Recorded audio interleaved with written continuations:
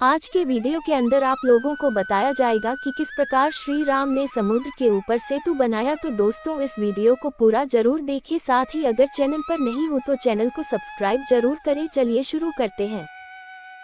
वानर सेना के समक्ष विशाल समुद्र लहरें मार रहा था और उसे पार करना एक बहुत बड़ी समस्या थी। राम के क्रोध से भयभीत होकर समुद्र ने स्वयं वहां आकर बताया कि सुग्रीव की सेना में नल और नील कुशल शिल्पी हैं। उनके नेतृत्व में समुद्र पर सेतु बांधना संभव हो सकेगा। इतना बताकर समुद्र वापस चले गए। समुद्र की बात सुनकर वानर नल ने श्री राम से कहा, प्रभु, मैं विश्वकर्मा का औरस पुत्र हूँ और गुण में उन्हीं के समान हूँ। मैं महासागर पर पुल बांधने में सर्वथा समर्थ हूँ, इसलिए मैं समुद्र पर सेतु का निर्माण करूँगा। नल नील असंख्य वानरों को लेकर सेतु निर्माण के कार्य में जुट गए। उनके आदेश के अनुसार वानर सेना बड़े बड़े वृक्षों को उखाड़कर समुद्र तट पर एकत्रित करने लगे। देखते देखते वहां साल, अश्वकर्ण, धप, बांस, कुटज, अर्जुन, कर्णिकार, जामुन, अशोक आदि वृक्षों का एक विशाल गगनचुंबी ढेर लग गया। इस प्रकार सागर के किनारे वृक्षों तथा शिलाओं के दो विशाल पर्वत बन गए। इसके पश्चात उन्होंने बड़े बड़े शिलाखंडों को समुद्र में नल नील के निर्देशानुसार डालना आरंभ किया। उन शिलाखंडों एवं वृक्षों को शिल्पकला में चतुर नल नील सेतु का रूप देते जा रहे थे। इस प्रकार उन्होंने अधिक परिश्रम करके पहले ही दिन 56 कोस लंबा पुल बना दिया। दूसरे दिन उन्होंने और भी अधिक फुर्ती दिखाए और 84 कोस लंबा पुल बनाया। फिर अतुल परिश्रम से तीसरे दिन 92 कोस लंबा सेतु बनाया। इस प्रकार निरंतर परिश्रम करके उन्होंने 400 कोस लंबा पुल बना डाला।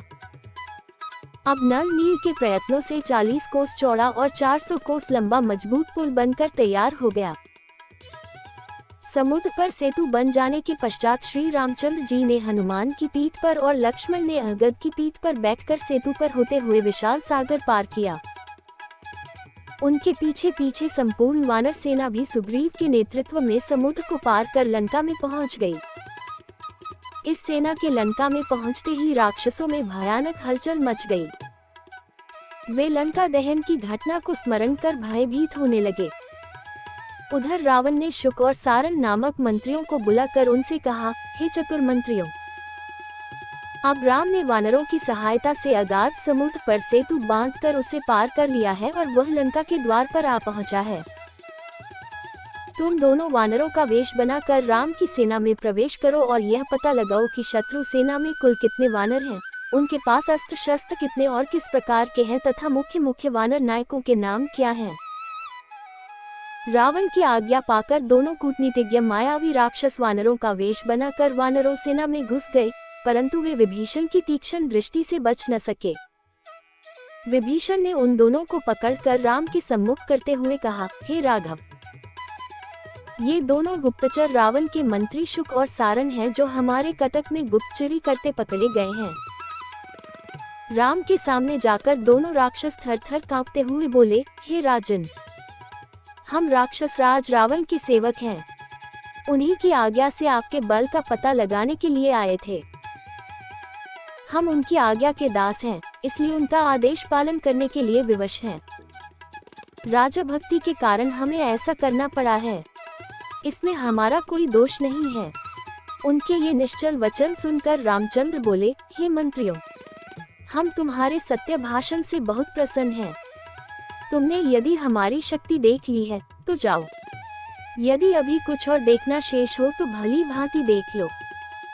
हम तुम्हें कोई दंड नहीं देंगे। आर्य लोग शस्त्रहीन व्यक्ति पर वार नहीं करते, अतः तुम अपना कार्य पूरा करके निर्भय हो लंका को लौट जाओ।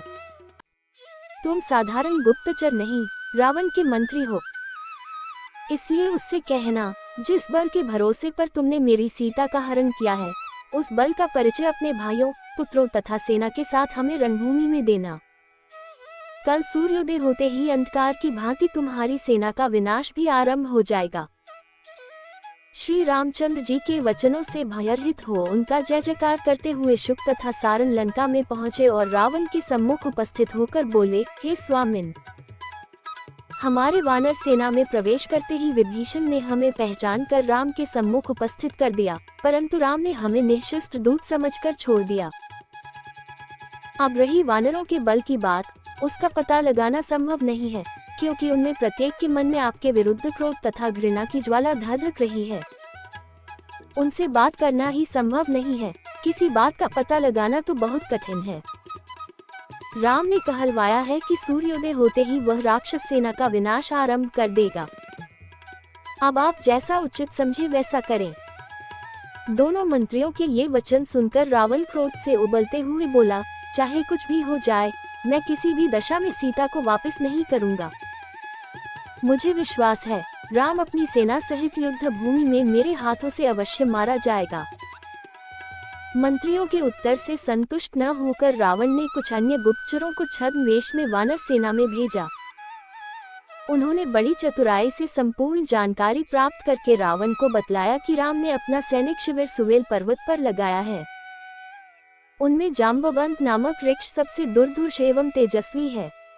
उसके अतिरिक्त 3 वानर सबसे अधिक बलवान और पराक्रमी हैं। उनके नाम सुमुख, दुर्मुख तथा वेगदर्शी हैं। नल नील उस सैनिक टुकड़ी के अध्यक्ष हैं जिसने समुद्र पर सेतु बांधा है। अंगद अपने पिता वाली से भी अधिक तेजस्वी एवं बलवान है।